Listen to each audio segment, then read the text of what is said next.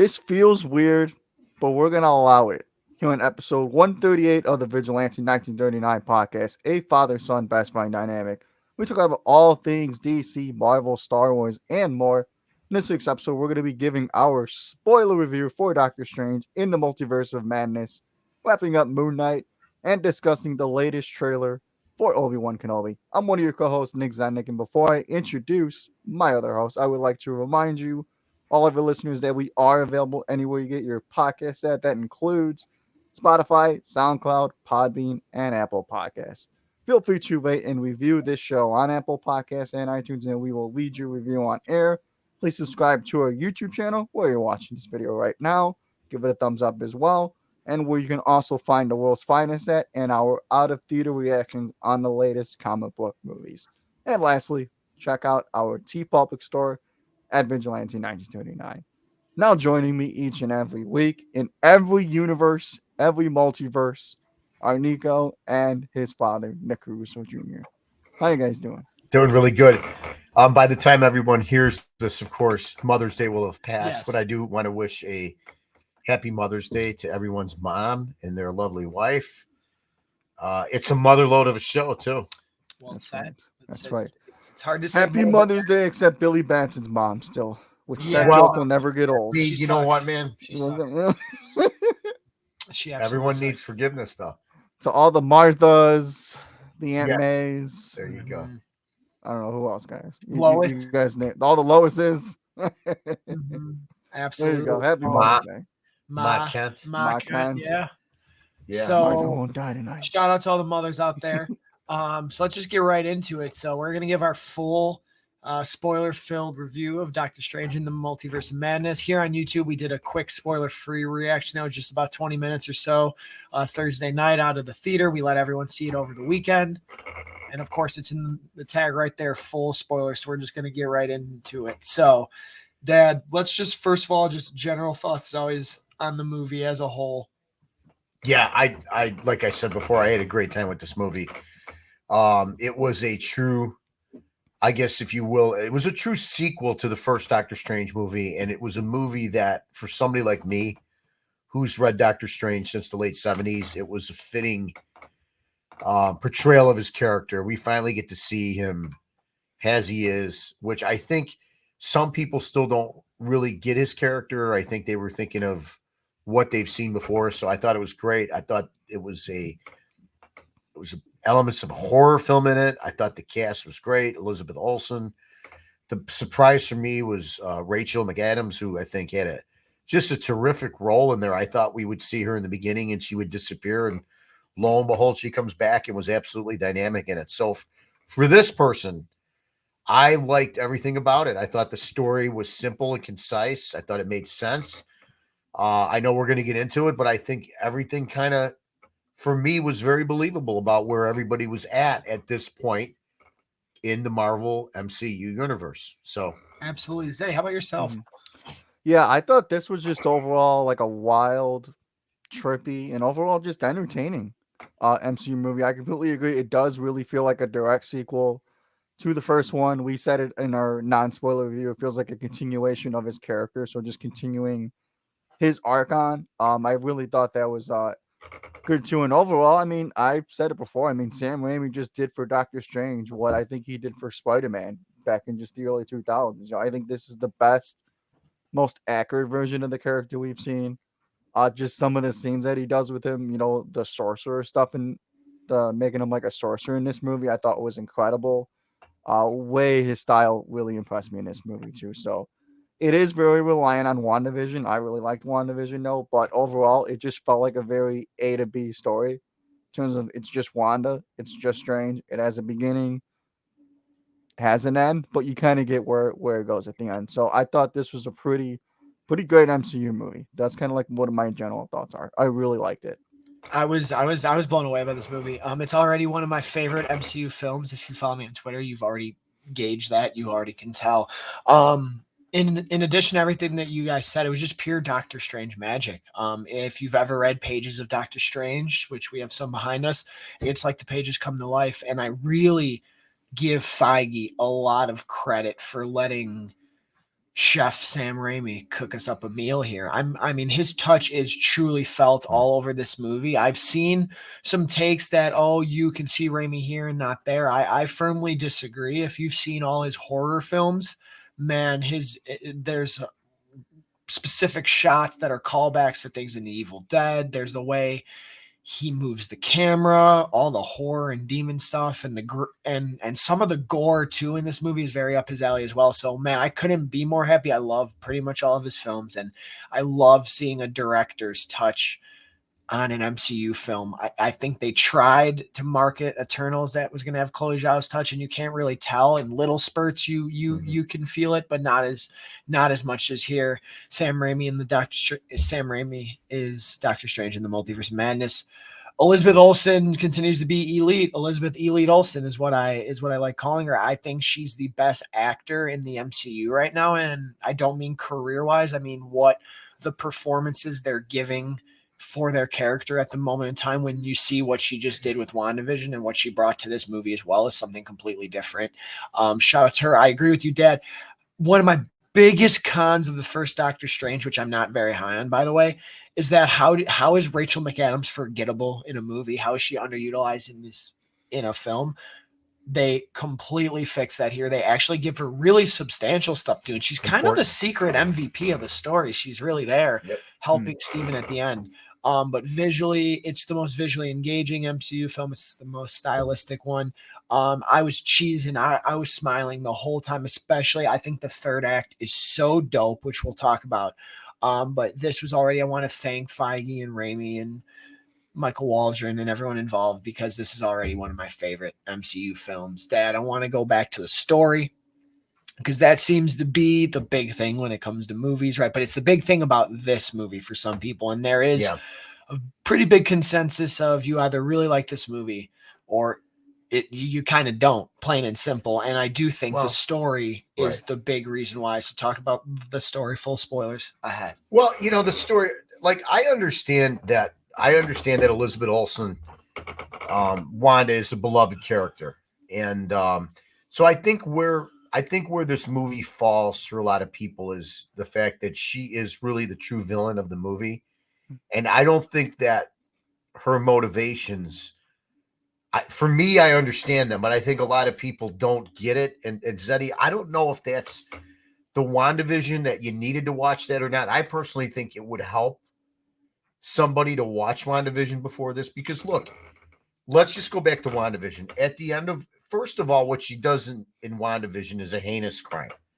She basically possesses an entire town, takes over these people's lives, and we bask in the glory of everything that it was, but at the end of the day, she's clearly wrong. Yeah. And she really doesn't suffer any consequences from it. I mean, she does emotionally. And then at the very end of the movie, she's in a horrible place. She's got the Darkhold, and she hears her kids call to her. So she is one messed up woman at the end of WandaVision. And to me, it carries completely over to this movie. We had talked about it. I thought maybe they should have cameoed Strange in WandaVision a little bit. That might have helped. So I don't have a problem with it. Now, again, she goes full villain in here. She is a killer.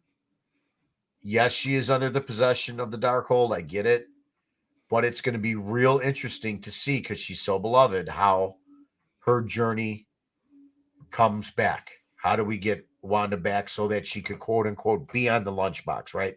Like Steven tells her. So that, I think, is a problem for a lot. But that's really the story, right? The story is Wanda wanting to use America Chavez's portal multiverse jumping power to get to her children at the risk of her own life. And that's all that she sees. She has blinders on. So I don't know what anybody else really, I'm not so sure that that you need more than that, to be honest with you, Zeddy. To me, I was very satisfied with the story and very understanding of where Wanda is right now at this point in time. And for as simple as it might be on paper, you're right. Like, Wanda has to do this thing. It is a bad thing. And Doctor Strange is the person who has to stop her, right? It is very simple on paper, and I'm seeing that, but it's very bold at the same time, because you're right, It's regardless bold. of how people digest the ending of WandaVision. I mean, she's a beloved character, and I don't know in any other comic book films, you could correct me if I'm wrong, where they took a character who was previously a hero and previously good and really put him down a complete 180 dark path. So I'll give my thoughts on that in a sec, but it is very, well, you know what very I bold. bring up, but it's quite not the same. Superman? Evil Superman. Yeah. Even though it's still a little bit, we never really They never really saw had it. It was only in flashbacks. It was Mhm. teased. We've never really seen it. It Yeah. was the fear of it, It that sparked everybody, right? It was just teased. It took everybody Yeah. off the tracks. But So Zeddy, anyway. what are your Mhm. thoughts on the story here? Yeah, I agree with you. To me, it's and again, it's like I watched WandaVision. I was fully invested in WandaVision. So like the emotion of the story, I think I got. Whereas I think if you don't, if you haven't seen WandaVision, I don't know if maybe you're quite as invested in Wanda's motivations maybe in this movie. And I don't know, maybe the point was to just make her a little bit gray. Uh, and in terms, they had to make her the villain. You had to not like her, but you just like Wanda. That's just kind of what it is. So seeing her take all these creative liberties is a little bit hard, but at the same time, in her mind, yeah, she's just a mom that's just trying to get to her kids, right? She lost vision. She wants her kids back. So it's just, morally corrupt story of the hero that kind of lost her way. And, here's the sorcerer trying to tell her that you can't have a happy life, and the moral of the story too is that he can't either. It's just a beautiful story of like, choices and, what universe do I belong? Can I be happy? Can I have this? Can I not have this? Is this for me? So I dug all the callbacks, personally, and we'll get into this a little bit too, because, I do think maybe this movie might have been a little overhyped. I think maybe we got a more simpler story than I think maybe we all thought. And I think that's actually made the movie better. I'm glad that we got, I love that last the point. simple story. I love that last point saying you made the movie better, and we'll get into the whole overhype thing, because if you were let down by this movie in terms of expectations, in my humble opinion, the only person to blame is yourself, and there are specific reasons for that.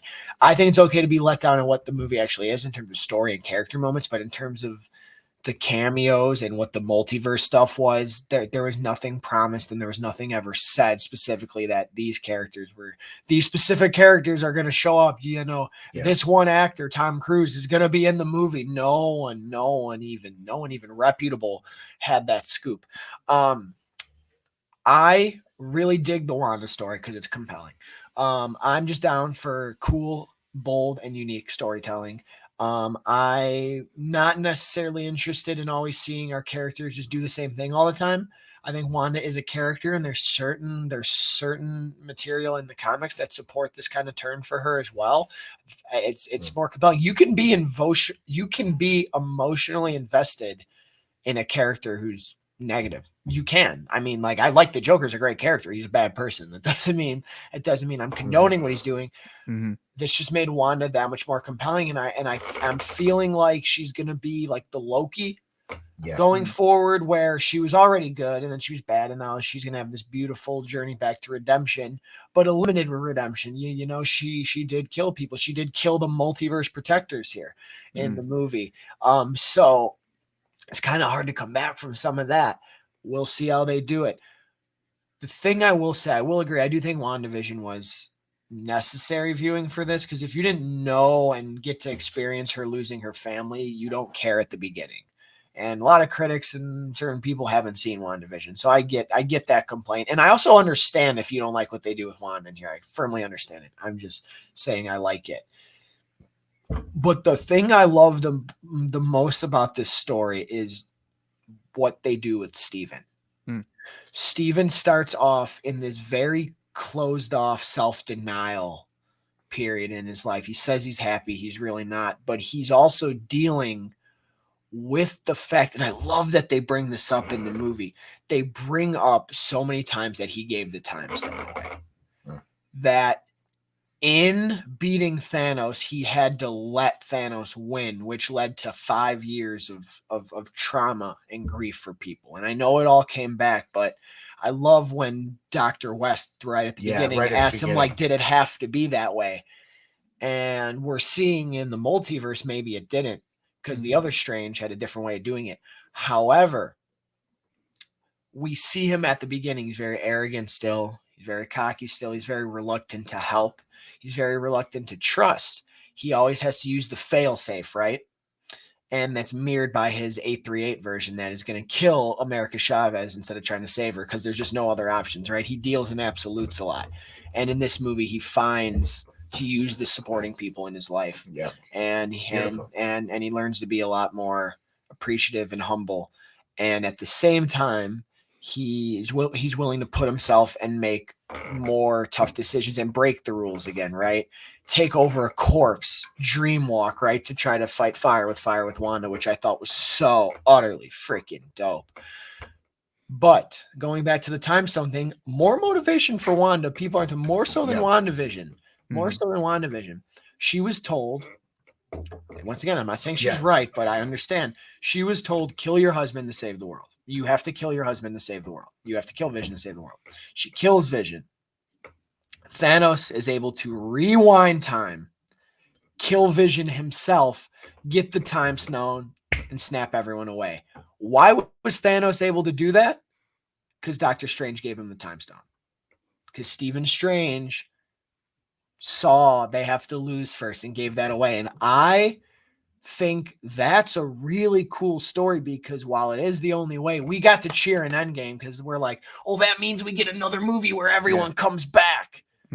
But we don't think about the impact it has on not only characters, but people in the real world. It was easy. On paper, it looks like it was easy. Yeah, just give it away. Right. Our heroes are going to bring me back, and then we're going to beat Thanos. But there's a lot of people that didn't get that same type of treatment. So I understand. It's cool to see him battle with that decision, and Wanda also use it as like a, here's also why it's hard to trust you, and here's why, you know, what you're doing is wrong. Hence the great line where she says, you're a hero and I'm not. It doesn't seem fair. I mean, it really gets to the crux of what's going on with her in that line. So I want to talk about Cumberbatch for a sec. Yeah. Because I feel like, yes, the flashier performance is Olsen, right? She is the fantastic one, the one everyone's talking about, but there's a lot of good stuff they do for Steven and Mr. Cumberbatch in this movie. Yeah, no, he's Doctor Strange to me. I mean, he's forever Doctor Strange. I don't want to see anybody else play the role. I saw an interview with him where he said he feels confident there's enough stuff for the next 10 years. He can play this role.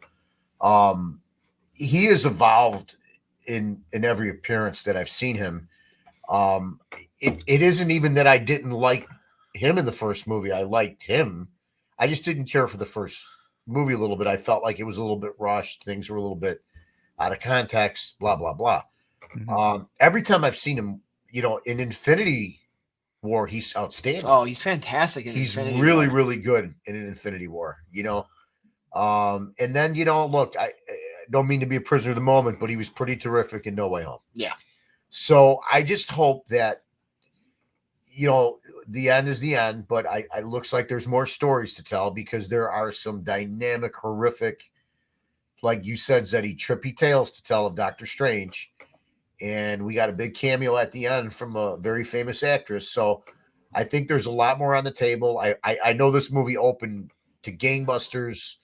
I'm a little worried about word of mouth, but there really isn't much happening for the next few weeks. No, people are still going to rush out. So I think it will reign supreme, pardon the pun. And I do think that we're pretty much assured of seeing the old Doc and Benedict Cumberbatch. You are Doctor Strange. Absolutely. That's the biggest compliment I could give somebody, because I can't picture anybody else playing the role. I Absolutely. can't. Well said. Zeddy, thoughts on Cumby?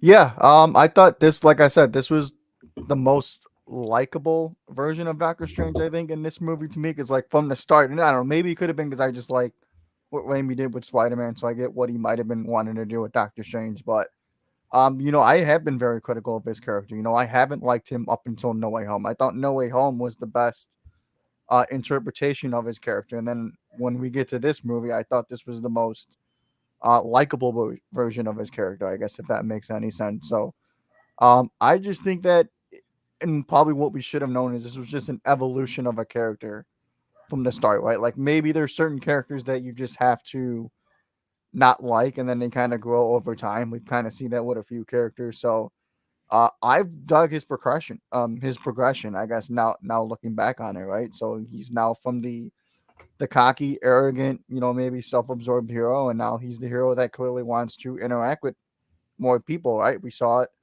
with Spider-Man, which I thought was beautiful, that he kind of has some emotional moments with him, and it kind of makes Doctor Strange a little more human.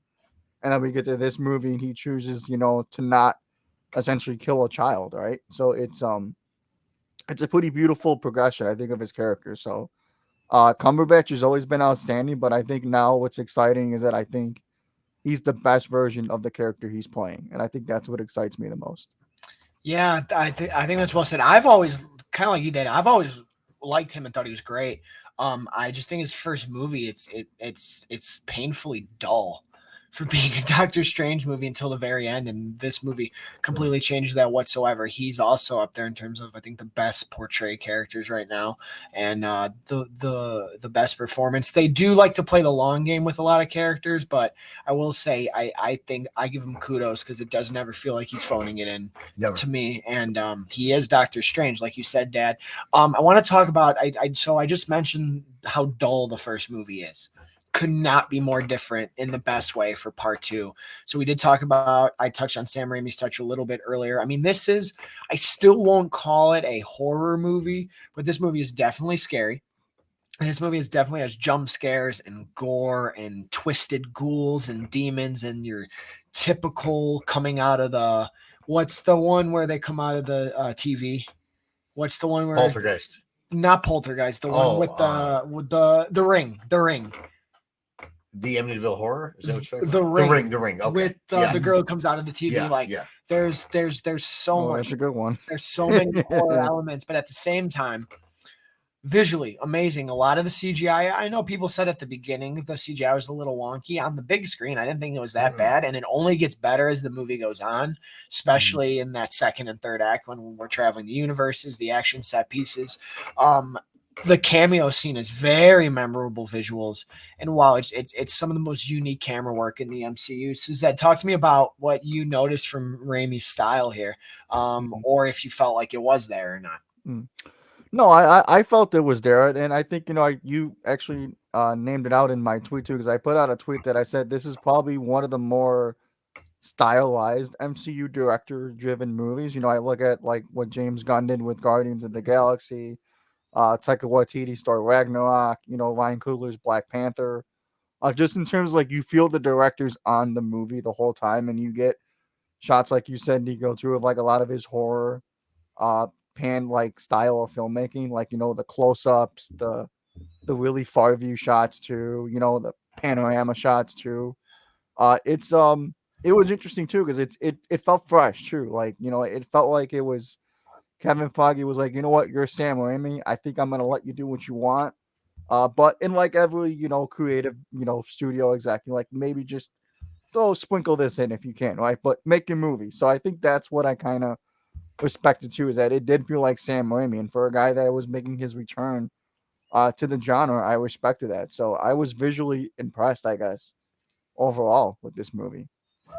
Talk about Raimi, the GOAT. I mean, I said it before. I thought I've been very hard on these CGI creatures and stuff, and I don't think I'm not telling the truth when I say they look the best in this movie, like from Eternals or whatever. I mean, everything kind of fit this world. It makes sense, and I had no problem with any of the CGI.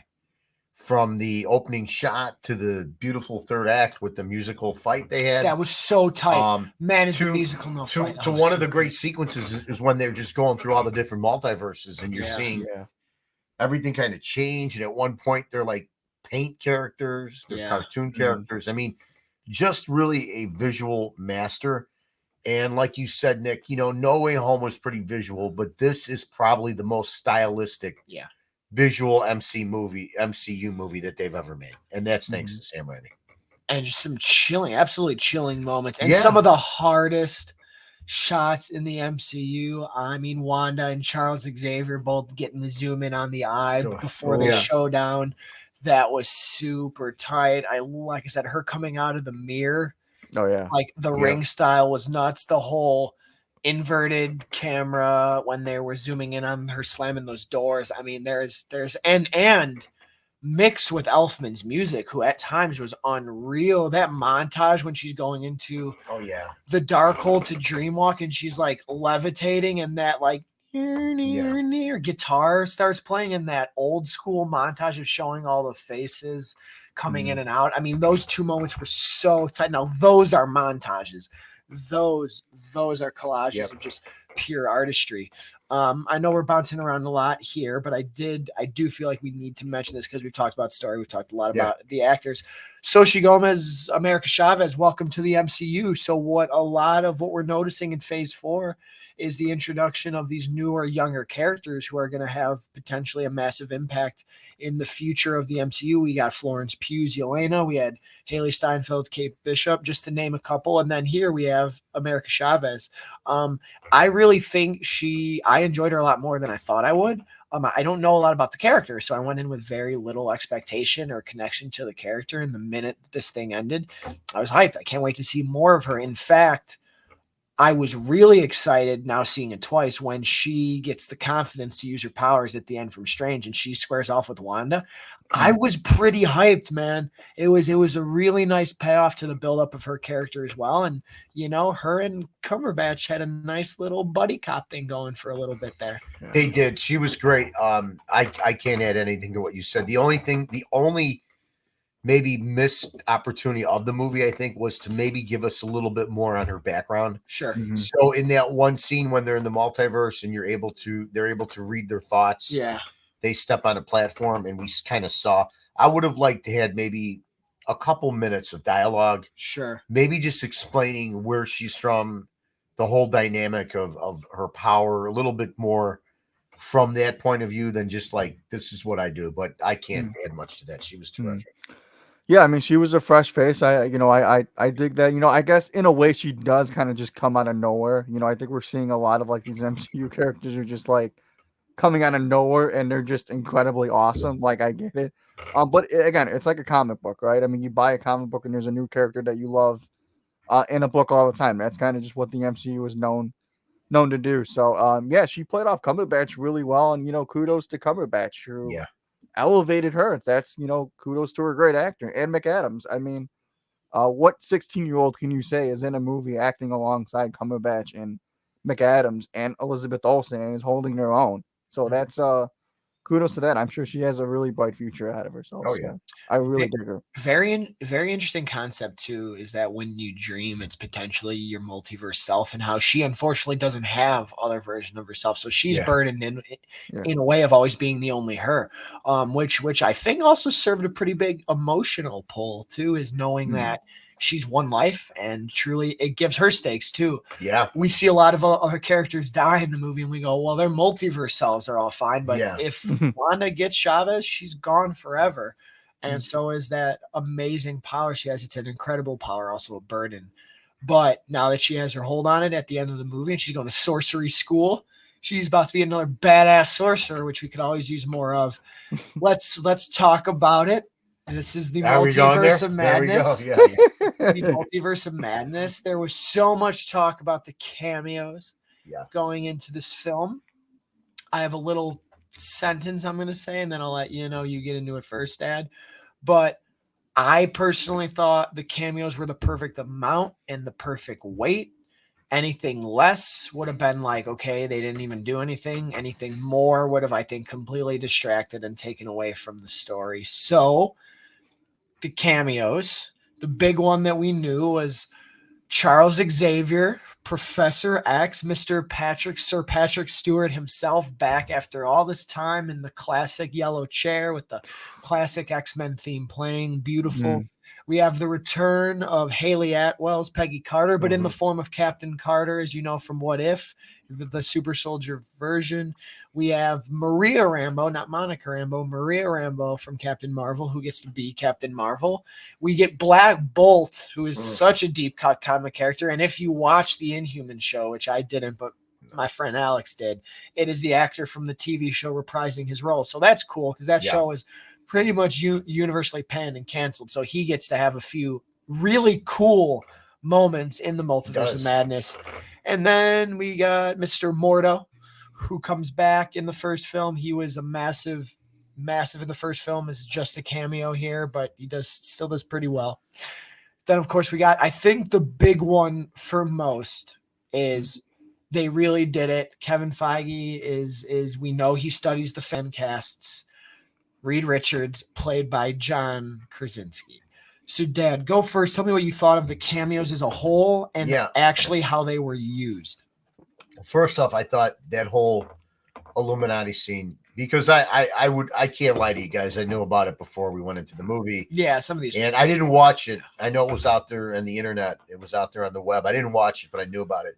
I was surprised at how long it was, but it was not a scene that was there. I've seen some people say like it didn't need to be there, but it actually did, because it was almost like a group of these super powered intellectual beings that come together to pretty much police Earth. Yeah. It makes perfect sense. And to police Strange, because just about everywhere on every Earth, Doctor Strange is a massive liability. He's a liability. He is really a liability. And that is a cool thing, because that plays back into what this one is.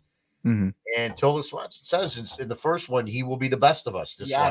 Thank you. We gotta remember that. We gotta remember that he's a liability in all these other multiverses. So I did not think it was just there to be there. I thought it was important.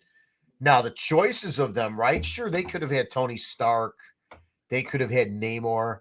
I understand, but who they decided to go with, I thought was very interesting, because for the most part, other than well, we did see Black Bolt and not many people saw him in the Human show, but all the other characters have been around and we kind of know about them.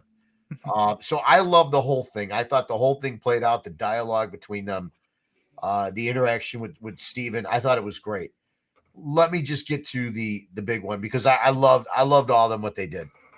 So I've gone on record and said I'm not a big fan of casting John Krasinski as Reed Richards. Well, they did it. And I thought he did an admirable job. I'll be honest with you, it was one of the few moments in the theater where people cheered a little bit. Now, they didn't break in. It wasn't like seeing Andrew Garfield back on the screen at all. Certainly there was I would say, a modest reaction of claps and some cheering. I thought he was good. I thought he looked good. I'll be honest with you. I thought of all of them, he was a little stiff. It almost looked to me like he might have been reading from a teleprompter. Little bit. He was a little stiff. I know. Looks cool, but he was a little stiff. Don't get mad at me, but I'm just. And I liked him. I really liked him, but if I have Haley had some emotion. Captain Marvel had emotion. Black Bolt doesn't talk. Mordo had emotion. And look, Charles Xavier picks up right where he left off. He's a master thespian. And the scene, like you brilliantly said, the scene where he gets inside the mind of Wanda and he's trying to pull the good part of her out was outstanding. So, this was an important part of the movie. My hats off to Feige and Raimi for making it happen. It was important. It was essential. You could have interchanged a couple characters. That could be argued by some people. But to say that this wasn't necessary, that's not true. This was a vital part of the movie. And it leads to what eventually happens with Rachel, with her character, who she is in this universe. And the best thing too is it's 616. We got the 616 confirmation. Our universe. Oh, that was so hype. My universe. 616. Got confirmation. 616. We are in the 616. So we could speculate, like, if Krasinski's the guy going forward, that's great. I would think there's still a 50% chance he may not be, but if he is, he is. That's great. But I loved it. To me, it was a big part of the movie. Again, as we wrap up, we'll talk more about unexpected cameos. But to me, it was terrific. It was well executed, well filmed. Everything about it was great. And everybody, I know it seems like I'm panning Krasinski, but everybody was really good. No, they were good. He was just a little stiff. Yeah. But that's fine. It was a cameo role, and he still looked great. I think with the reaction he got, I'm pretty sure it was more so for him as Reed and not just Reed Richards in general. Yes. I would be curious to see how they would have reacted if it was Ian Grunfeld, but I do think we were when I saw it Friday night again, the following night, it was really loud for him. Oh, really? Okay. I'm wondering if, and of course that's 2 theaters of $194 million worth of theaters. So So I think it's going to be hard now because expectations, and we're seeing how big audience expectations are already. It's already impacting this film slightly. You had all that cheering, and now you're not going to use them. Yeah. I feel like it's you have to cast who people are going to want to go see, and you've already shown this. You know what I mean? And I don't think the Fantastic Four are like big enough right now because there's been a couple failed runs that like people are just going to go see the Fantastic Four because it's the Fantastic Four. I think it has to be Krasinski. But I don't think people are going to go see the Fantastic Four because Jack Krasinski's in it. I think I think our Twitter view there in Twitterdom, I think there's a small I think the general audience, because I would argue with you that Quiet Place was a big movie, but I mean, is he really a big box office? I mean, I don't know. Can I nip this? Yeah. You sometimes bring up big box office when they haven't had a chance to show you if they're big box office or not.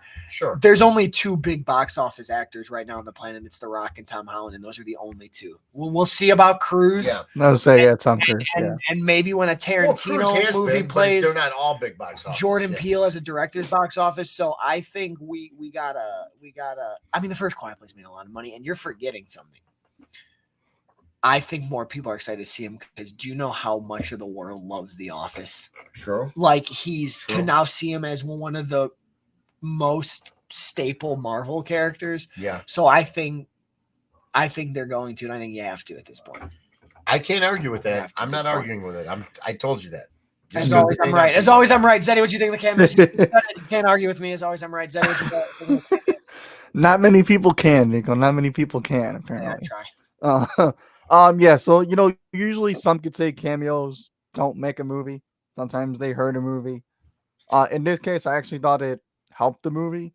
Especially when you look at, the context of the scene. It was just essentially a way to show how powerful Wanda is, to raise the stakes of the movie, and I actually thought the cameos were perfect. I think the characters were the right people to use at the end of the day. Because, I think if you do an Iron Man or a Namor, I think it maybe takes away from the scene a little bit. I'm not saying use undervalued characters for the movie, but I thought the right actors were in the roles. I think the intensity was there the whole time too. Kudos to Kevin Feige. It has to be said again because the guy listened to one of the greatest fan casts that are out there. Regardless if you do feel it, the guy listens. It was kind of awesome to see. The Charles Xavier thing, man, that's as fan servicey as it gets, man. To show him in a yellow wheelchair, give him a green coat blazer, and then you have the X-Men animated series theme just playing in the background. I mean, that really is as fan service as it gets. And that one's just another one. I'm not taking too much stock into that. That just means, hey, the X-Men are coming. I'm not expecting it to be Patrick Stewart, but it's a cool nod nonetheless. And, to have that Wanda Charles Xavier connection from comics be shown on screen, I thought that was pretty cool, man. So yeah, I thought the scene was good. But I'm eager to see, what comes out of it. I definitely expect either Krasinski to star or direct a Fantastic Four movie. I think that's maybe what's the most telling. But you wanted horror, man. That was pretty horrifying. Yeah, I'm gonna say that. Now it makes seeing him as Reed and then seeing that Watts walked away, and now the rumor that he met with Marvel last year to star and direct in something. Wow, does it all feel? I would bet you a lot of money that he stars and directs the Fantastic Four film. We'll see though. Listen, I thought this scene was immaculate because I thought all the cameos, like I said, were perfect. Story-wise, it works. Like you said, Dad, Strange is a liability. And on most universes, like in the 616, he does something to win that led to suffering. Yep. Gave the time stone away. The 838 Strange at the beginning was willing to kill that kid just to save the world, right? The only way. Their version of Doctor Strange created an incursion and literally wiped out an entire universe so that his can survive, right? Did they beat Thanos? Yeah. At what cost? Trillions of lives, an entire universe gone. And the Illuminati, I like that they have balls, right? You're our friend. You destroyed a whole universe. We can't have you here. You're a threat. So I like how it worked into the story, not just Wanda. The actual threat is Strange and what he's willing to do. based on some of that desire to just do the thing that you need to do, not thinking about other people's emotions or traumas or lives. Right. It means nothing, It's right? He says insignificant. it's insignificant. In the scope of the universe, it's insignificant. And that's why he has beautiful development, because at the end, he's willing to let America try to go toe-to-toe with Wanda because he's not going to kill her. He's not going to do. And Patrick Stewart, they use the legendary line from Days of Future Past, which is also a comic book masterpiece, is just because someone stumbles doesn't mean they've lost their way. Let's see what kind of Doctor Strange you are. I mean, it's brilliant. It's brilliant, man. It's great. brilliant. Yeah. And then what's even better than everything I just said, what's even better than these cameos, is watching Wanda absolutely body every single one of them. I mean, people were mad when some of them died. I'm like, kill them all. I was clapping for each death. The Black Bolt one, man, she blows him up by closing his mouth. Oh, jeez. She spaghettis Stretch Boy Reed Richards. I love when she tells him, "Do you have a wife? Do you have a yes? Do you have a family? She has some of the coldest lines in this movie. Absolutely. Oh man! So then they'll have someone to raise him, or it won't be Wanda next time. It'll be the Scarlet Witch, man. And then I do like how they let the flashier ones were Xavier and Reed, of course. I liked how they let Black Bolt be the one who had to kill Strange, who saw his powers. And then I love letting Rambo and Carter be the ones to kind of give Wanda a little bit of a sweat.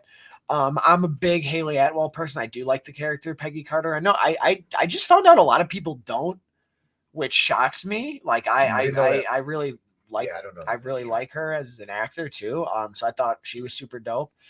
But yeah, the showdown between Wanda and Professor X was so brilliant, and then it was so scary. There's so much great tension building in this movie too, like when that red fog comes in, and she comes out in the witch form and snaps his neck. I mean, just unreal. I want to say this. We were promised some familiar faces, some cameos. We were not promised Tom Cruise Iron Man. We were not told we're going to be going to the Foxverse. We are going to celebrate. We are going to touch on decades of Marvel films. No, it was we're going into the MCU multiverse and you might see some people. It's fair to expect. I saw a tweet today that's trying to defend people being mad about the cameos, saying in a movie called The Multiverse of Madness, you should expect cameos. Absolutely. It's fair to expect cameos. What's not fair is to expect cameos A, B, C, and D because you think they're going to happen and be mad when cameos A, B, C, and D aren't in the movie, because we have to remember, Marvel makes sure they're focusing on the property right at that moment. Hence why they were not going to use a Doctor Strange film to all of a sudden set up the next 10 years of X-Men content. That's not it. They did a fun thing, the Illuminati, where some of these characters are, and they put certain ones in it, and that was it. And it served the story. That's it. Hey, much in the way of where you thought No Way Home, the other two guys appearing, would stunt the development, and would Tom Holland have his own film? He's not going to have his own film, right? He had his own film and brilliantly developed. Doctor Strange had his own film and brilliantly developed. And I think that was the lesson to be learned here, because I'm glad I sit here today, and I was one of those guys that went in there and was looking for Toby.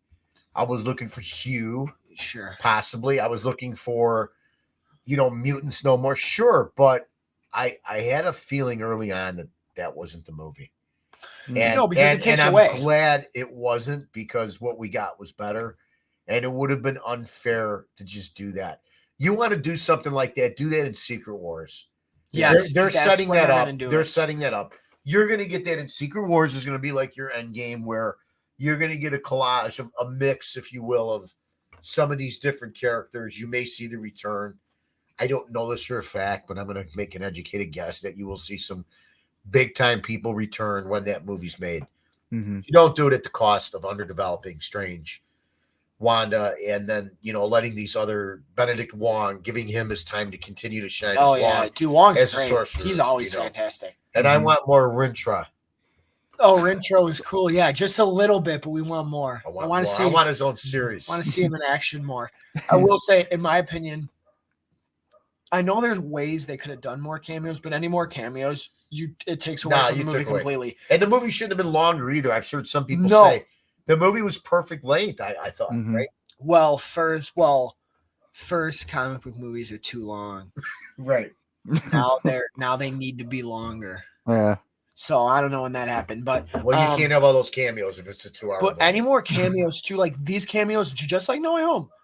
The No Way Home ones were bigger, but the cameos made sense. They served the story. Like, why would Deadpool be in this movie? No. Like, why? Like, what would he have done? And then it becomes them just going to universes and fighting. Yeah. And it becomes distracting. Like, and he would have had to be PG-13 anyway. So what? Mm-hmm. So we're gonna have a muted Ryan Reynolds for a few minutes. Yeah. We're gonna have Tom Cruise, who no one knows he was gonna be Iron Man until this year. But here's the deal. They've never given us that in the past. So why do we believe that Feige is going to give us that in the future? Exactly. Because even in Secret Wars, it's going to be part of the script. But I'm just saying, like, where were we led on to believe that this was going to happen? Spider-Man had a bunch of them, but they were all really important, and they were true to his thing. Why in a Doctor Strange movie, just because it's multiverse, are you expecting Tom Cruise? Are you expecting Toby? It in my mind going in, I might have thought that, but at the end of the day, I'm glad they didn't do it. Maybe the title a little deceiving, sure, but at the end of the day, it's a Doctor Strange movie. Yeah, a Doctor Strange movie. This isn't Avengers into the multiverse. Like that's not the case. So, thought the cameos were outstanding. Any final thoughts on this movie before we wrap up? Yeah, I think we should. Topic. I think we should talk about the end credit scene. Yep. With Charlize Theron coming on board as Clea. Clea is a big character in the comics. She was at one time they're married.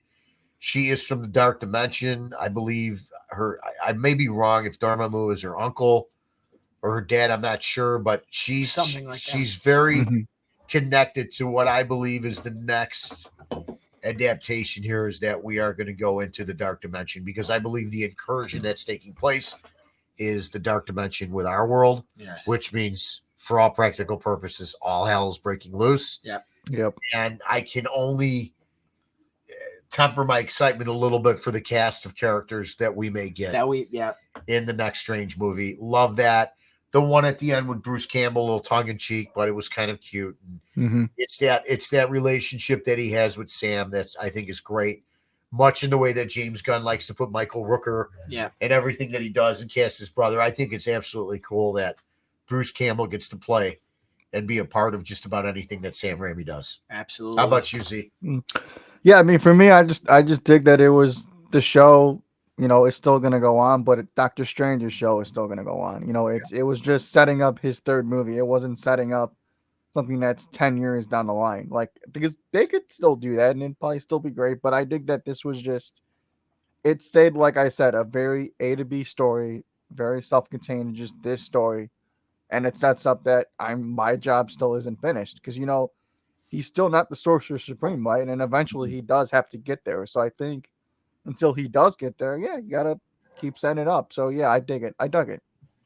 Listen, dope mid-credit scene. I'm excited for Charlize's Clea. I've been reading the Roger Stern stuff, and Clea's in all those issues. It's very fun. They have a great dynamic. I can only imagine how Cumberbatch and Theron will be together in terms of chemistry and acting ability. I also love he's got his third eye, which is crazy, which was a crazy kind of mic drop of an ending. But real quick, even before that, I just wanted, just because I'm going to forget, this is one of my favorite third acts in recent comic book films. I mean, taking over the corpse. The musical number fight was so creative and so stylistic. I loved it. So, like, the last 30 minutes of this are so Raimi.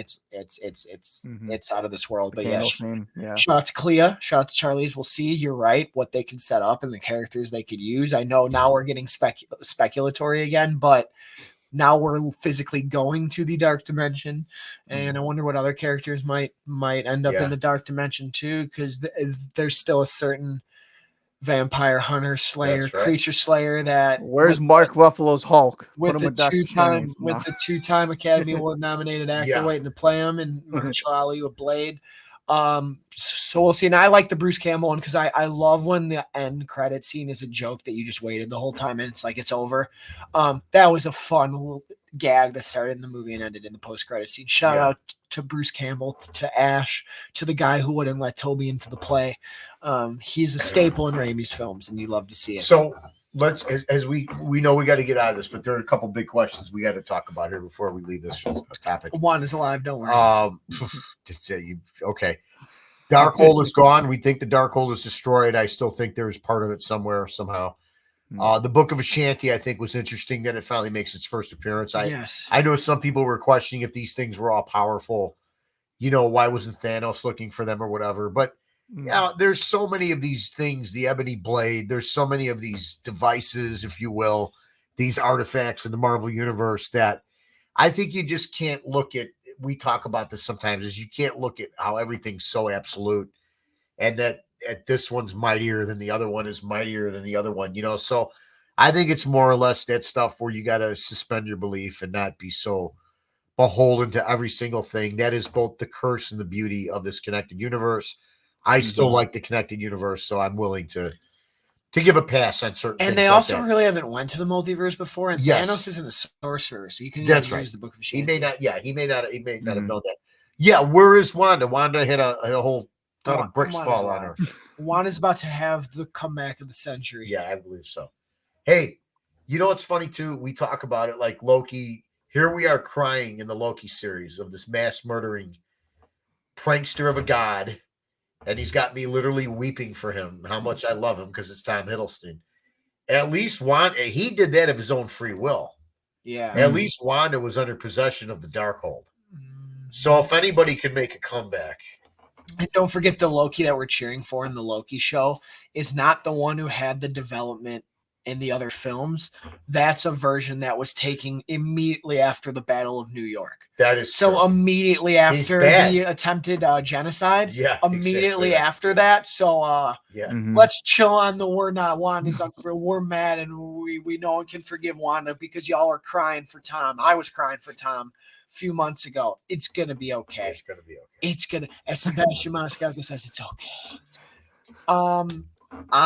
Last words on this movie. I absolutely loved it. I am certain, I don't know where yet, it is a top 10 MCU movie for me. Yeah. That plain and simple. And because it is so unique. It is so fresh. It is such a banger. It's 2 hours. I've seen it twice now. I can't wait to see it again. I have so much fun with it. It's bold. It has cojones. Elizabeth Olsen, Benedict Cumberbatch, shouts all around, Sam Raimi. It actually made me dislike some of the MCU movies. I dislike even more because I'm like, holy hell, generic to a T. Phase 4 has been so creative. I want more of this. I will take something like this over a generic MCU film like Ant-Man or Ant-Man and the Wasp every day of the week. No disrespect to those films, but this is right up my alley. Right up my alley. Final thoughts, final words. Yeah, top 10 MCU movie for me. I'd have to sit down and go through them all. Look, at the end of the day, I could take 75% of them and throw them out, even though I enjoy them all, but most of them aren't particularly memorable. There's probably 4 or 5 that I hold in high esteem as being kind of really quality-like and important and performance-wise. And I wouldn't be surprised if this makes its way into the top 5 or just right outside of it. Zaddy, how about you? Final thoughts? Final thoughts are may Doctor Strange reign supreme very soon. Talk about something that we want to throw out. Oh boy. The Moon Knight finale. Let's move on to that. From something we're going to move on from something I thoroughly enjoyed to something I really thoroughly didn't enjoy. I tweeted that the Moon Knight finale to me is the definition of mid.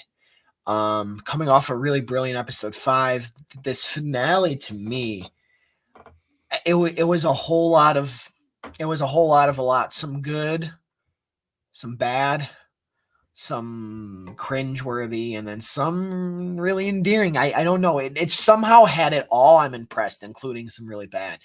I still don't know what this show went for. I thought I had an idea after 5. I really don't after the finale. And it's a shame because I really wanted to enjoy it, so much so that I started reading a lot of Moon Knight comics, and now I'm even more annoyed at the show. So I have it either second to last or now I haven't seen What If, but for the 5 live actions Disney Plus shows, I have it at 4 or 5. I'm not sure. Go ahead, Zeke. Zed. Yeah, this one's been weird because I've only seen it the one time, but I think like the best word that I can describe it, like the show itself, is uneven. Yeah. Because I really think like when all is said and done, I think the one thing that we're gonna take away from this show is that Oscar Isaac was absolutely incredible all 6 episodes, regardless of the uneven storytelling. Because I remember, when we like talked about it on episode 1, I was like, it's weird that they didn't give you the origin of his character and they kind of just made him Moon Knight. But I'm almost wondering if maybe it should have been the reverse thing around. Because I mean, look, regardless of story is a story, right? If you're telling that story was always going to be the story that they were telling, it was going to be what it was. But it was just kind of like uneven, like I said. I mean, you have all this like Egyptian world building that you're setting up, and you kind of have one foot in and one foot out with it. Ethan Hawke's like intriguing in the beginning, and then his like purpose is kind of still pretty vague. You don't quite understand why we have to stop this guy, and then it gets really one flew over the cuckoo's nest. He's in like this dream that he can't get out of. So it's very weird. I mean, the character of Moon Knight itself, I think the lack of Moon Knight as a character, I think, is very disappointing for me when you really market the character and he's really maybe only in 5 minutes of every episode. I mean, that's pretty crazy. So I think when all is said and done, Oscar Isaac, I hope he sticks around. I'm sure he is, but that has to also be one of the most confusing endings I think I've ever seen, just in any TV show or movie. Because now, and correct me if I'm wrong, guys. Maybe listeners too can, but it's like now I have to root for a murderer that's a hero essentially. So it's kind of weird. Like I get he's a personality. I get that Harrow was a bad guy, and maybe it's not justifiable, but when you're pointing a gun at somebody in a car who's defenseless, I guess again, bad guy. Not saying that I didn't want him to die, but that's the context of the scene, right? So it's that's pretty weird to me. So I'm not quite so sure where we go from here. I'm not sorry that the show was made. I just, I think, but bring Hawker on. Give me more of Hawker. I think that's what I want. Thank you for leading me in. The best part of it Absolutely, was Mr. Hawkgirl. Yes. And damn it, once again, Marvel beats DC to Hawkgirl, man. Come on, man. Can I just cast her? Maeve Calamari, whatever. She was outstanding. Yeah. She was outstanding the whole series, and she looked terrific in that Egyptian god avatar form that she took. But here's the problem with, Moon Knight made me feel dumb. Because I wasn't sure not only what was going on, but what was I really watching? Did I really like it or not? It was. No, you're not dumb because they didn't know either. I think Clearly. the writers, and again, I could never tell anybody how to write, but it was like they were going for that. They were like the smartest people in the room a little bit, which, I always tell you guys, I can't stand that whenever we interact or whatever. And yet it never landed. I just don't know what it was. I know that Oscar Isaac was great. Okay.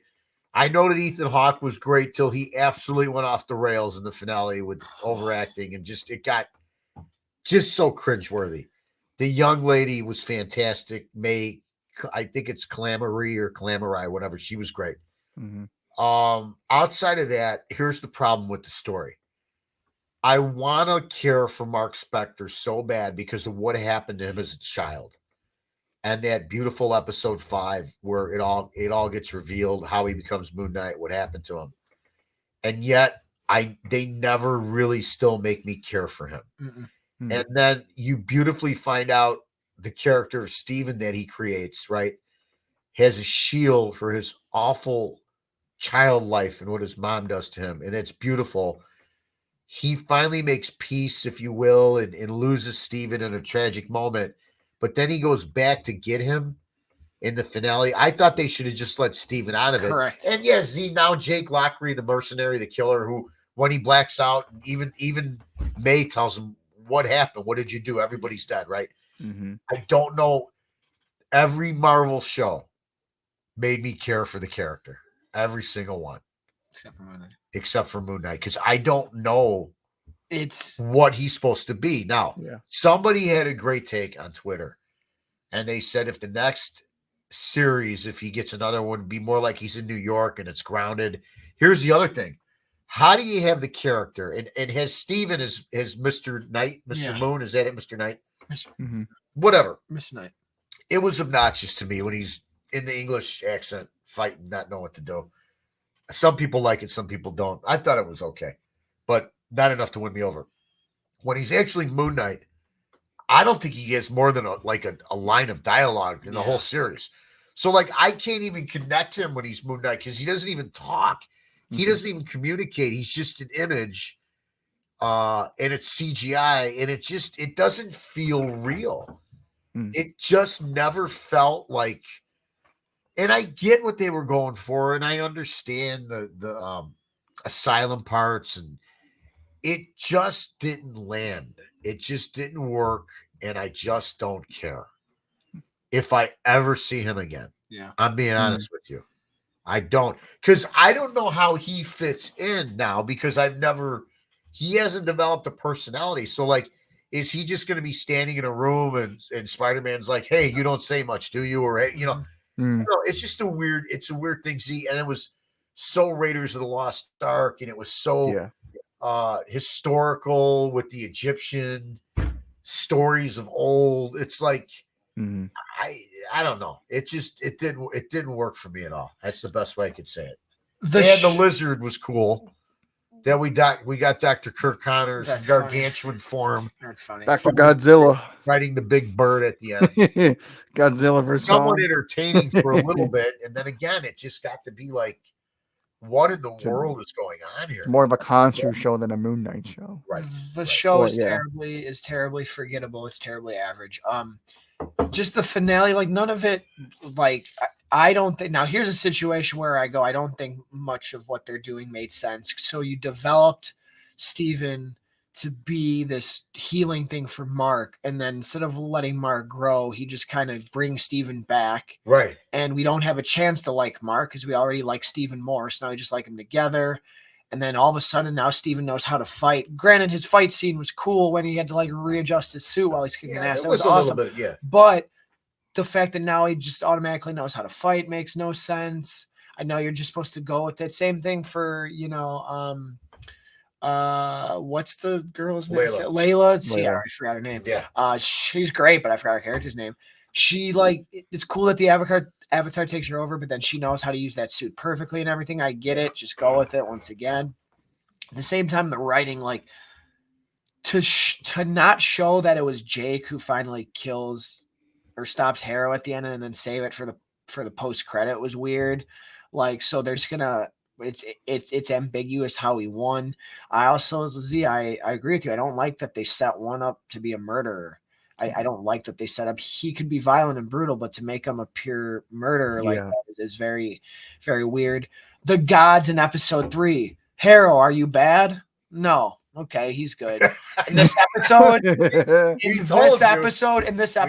is some of the worst writing of the MCU period. Oh my goodness, he's actually bad. And then they all get wiped. So great. That was dog water. Dumb gods. That was dumb gods. They're the dumbest gods. Dumb gods in the universe. Absolute dog water. Yeah. And then I don't even remember what happened in the rest of the episode because I don't really care. Disrespect. It was Godzilla and Kong fight. Yeah, and the world which nobody could see. Yeah. They're like John Cena, right? Nobody can see them. These people tried to be the smartest people in the room, and I think they did a terrible job after that because I don't know what this show is about. Yeah, I don't know what this show is about, and I don't really know what they accomplished. Yeah, they stopped Harrow, who I still don't know why he was that bad in the first place. I get he's trying to stop bad people from continuing to be bad, or if they're going to be bad, so you kill them. Yep. Yeah, that we got mention of, and then we do all this other random stuff. It was too Egyptian. You're right. Make them street level, and then maybe I'll care about him more. But I won't lie to you. Well, you got to explain it to me, and I understand. Listen, I'm being a little tongue in cheek here, but it just I don't even need to know any more answers about it because there's nothing that can make it better for me. See, this felt the only thing could have made it better for me, quite honestly, is if Tobey Maguire was the guy at the end that came in and helped defeat everybody. Sure. Episode 5 was so beautifully complex, and then the finale, and then the rest what of the did show I say is the so finale generic. was going to be to you guys? Generic, and it was going to be generic. the third act, CGI heavy. It wasn't even a good It one, was going to be nonsensical. It wasn't going to make a lot of sense, and it was going to set up. Yeah. You predicted it was going to set up Jake. Yeah, but I'm not. Yeah. I'm not even excited for that. Also, the shortest finale too, right? I don't know. Yeah, and it was the shortest. God, it felt long to me. The weakest finale. It's the longest 42 minutes I ever watched. The weakest finale of the 5 shows, in my humble opinion. Even Falcon and Winter Soldier had some dope Sam Wilson stuff, but man, this show is forgettable. I'm sorry. If you really like it, that's great. Please let us know why. There wasn't even any redeeming quotes from it or anything. Any great lines. You know that all the other series you take away some of the life lessons or the tutorage, you will, of Hawkeye and Kate, or of Sam and Bucky, you know, those real tender moments between characters we got in every show. This one, between Steven and himself, I get it. They had some beautiful moments, but it just wasn't enough. Wasn't enough. I'll tell you what was enough. The Kenobi trailer. Kenobi trailer number 2. Listen, we don't get a whole bunch more. We get some Uncle Owen throwing some sass at Obi-Wan. Oh my God. Which I love. But the biggest thing about this trailer is the chilling, absolute haunting line of "You can't escape him, Obi-Wan." And then we get the flash of Vader.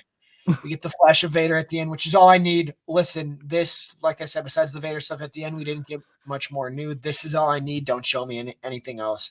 Let Kenobi come out. But finally, hearing the hope made me as jazzed out.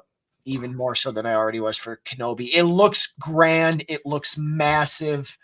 And I just know it's going to be emotional, because this is one of the most interesting periods in Star Wars. I think a lot of people, even me as a kid, walked out of Revenge of the Sith really wondering, and then we skipped to The Force Awakens, but wait, how did we get, what happened right away? How did Obi-Wan get to Tatooine? Like, what happened? I couldn't be more thrilled, Dad. Yeah, I'm stoked for it, but what it really impresses me is a couple things there. It looks like really, really good. Yeah. And I saw a quote from Bob Iger who said before he left Disney, he watched it. Yeah. And he said it's spectacular. I think because there's not a lot of movies right now, I think they threw the bank account at this series. Yeah. So to me, Z, it looks like you're going to be watching Star Wars on film, which is great. I'm going to leave it at that, because you guys are the Star Wars masters. But definitely, if I was slightly interested before, I'm definitely a lot more hyped now. Yeah, I mean, the only thing I guess there is to say is that this looks like the piece of Star Wars content that everybody is looking for, that everybody wants. You know, the one, like I said it before, you know, The Mandalorian is the most, crowd-pleasing Star Wars content that we've gotten probably since The Force Awakens, but that was also so fresh and new, right? So it had no expectation, whereas this is a character that most, if not all, everybody loves, and you're getting him back, and then you're getting, Hayden Christensen's Darth Vader back in this thing too, right? So it just, all the pieces are in place for this thing to just be this epic, 6-episode just event, that I think is going to please a lot of people. So overall, I'm excited for this thing. And like we've continuing to said, man, I mean, the nostalgia just continues to just be real across the board in all facets of entertainment, man. Not just, in Star Wars. I mean, Garfield and Maguire came back in Spider-Man. Natalie Portman is coming back in Thor. Hayden Christensen finally he's opened up and says he wants to come back to Star Wars. And so is Ewan McGregor. So, it's just everything right now. It's hard to explain, but it's just a great time, I think, to be a fan of entertainment. I think that's what this thing is going to be. It's probably going to be a nice love letter to nostalgia and maybe Star Wars fans in general. So just bring this on. I can't wait for this thing. I think it's back on Fridays again, if I'm not mistaken, too. So I think just the first, or maybe just the first. Okay, then it's gonna go back to Wednesdays. Yeah, but that's Marvel's coming out during it too. Yeah, but that's even bring it on, though, man. I mean, that I'm excited for this. This thing's gonna be awesome. I can tell. It might be at 2 a.m. for me. I don't know. No. I think the first, it might have to be the 2 a.m. Sure, the first ones are. Might have to be 2 a.m. I'm not sure. Yeah. So, gentlemen, as always, Dad, he didn't do anything wrong. No. Calling What Gordon did he call do? it in. The people saw what happened here tonight. Silent Guardian, watch. Man, I got a lot of them. I'm going to rifle through this, but we really didn't touch on the Amanda Waller show Yeah, from Warner you Brothers, know, so I'm that going to call was- that in because That's cool. I saw some people maybe like questioning that, but when you think of like the possibilities of what Yeah, dude, it's Amanda so hype. Waller show and like the cast of crew that she could assemble, because all she does is work with these metahumans, right? And assembling teams to take out other teams and carry on heinous acts. So I think that's exciting. In the brightest day, in the blackest night, we got like a little bit of a spark. I don't know how official it is I'll because believe it when I see wasn't it. really from a big trade, but None of the a Lantern few- news is ever in a few trades. websites It's so weird. reported they're going to shoot from September to December. We still don't even have the casting yet for Jessica Cruz and Simon. So Yeah. I don't know if I believe that or not. You know, If they're even on it Um, anymore. If they're even in it. it's possible they It may feels not like be. it's just So, Guy and Alan, which is fine, yeah, but like so that's I think I'll leave mine at that because those were two notes of interest to this Warner Brothers fan. you said you have a lot of them, but was that it? Well, I was going to call in Free Comic Book Day. Oh, you know, go ahead. Yeah, call it in. Come on. Yeah, go ahead. You go. That's gonna fine. be I know. Go ahead. Damn it. Okay. We'll let combine ours. Great Yeah. minds think alike over there. So cool.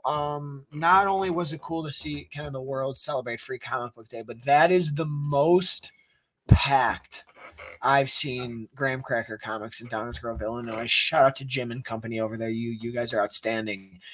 So much positivity. There were so many people there, all ages, a lot of older adults had their young kids there, showing them comic books, picking their free ones off the wall. There was something for everyone, but then seeing people looking through the trade paperbacks and buying a bunch of trades. Yeah. And I heard people asking about where should I start for Moon Knight, and Yeah. That's really cool. I'm having people say, "Oh yeah, perfect," because Amazing Spider-Man just restarted at 1 again with this artist coming back. People are looking for Spidey. A lot of Batman, of course. There's always Batman stuff, and then Does he sell? no, he doesn't sell at all. Batman doesn't sell comic books at all. But so it was just super cool to see. Yeah. And then it was super cool. I tweeted it out, and a bunch of people shared that they were doing it and that they had their kids in there and everything, which was so cool. So man, I love it because the younger generation is going to have to keep comic books alive. So as Paul Herman and Chris Clow always say, read more comics, please, everyone. Please, please, please read more comics. Educate yourselves and have a ball, because some of the best stories I've read in literature period have come from comic books. Sure. I learned moral ambiguity through comic books. I learned how to get back up after I've been knocked down from comic books. I learned that You learned that from Spider-Man I 2002. learned that Get out of here. humans make incalculable choices, like from Tom King's Vision. I watched Bruce Wayne forgive Joe Chill. I've seen some of the greatest stories in comic books, and hell yeah, it is literature. So read more comics. That is mine. Do you have more? No. Okay, that was it. Nice.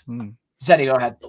Wow. So I'm going to just talk about a few dubs that I took last Thursday in the Multiverse of Madness screening, because we got a sneak peek of the soon-to-be blockbuster of the summer. That's right. Zeddy is proclaiming it.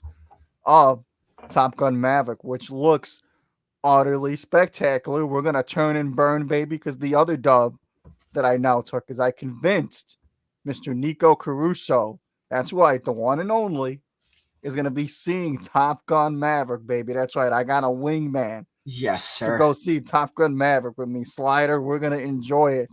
Every minute of it. Cool.